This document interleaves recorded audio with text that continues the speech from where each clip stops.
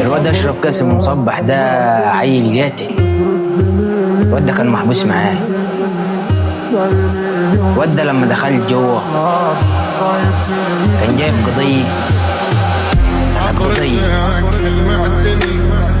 قاعد يأجلوا فيها لحد ما راح طلع وجا وشه متغير وضرب الواد.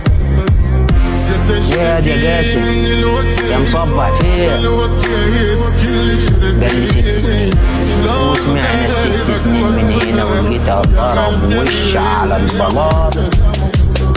نقول الواد ما اسمه مسكناه، اللي جاب عصير واللي جاب جوافة واللي جاب فاكهة. رحنا عطينا تعالى يا عم ال6 سنين دول هيعدوا بين يوم وليلة.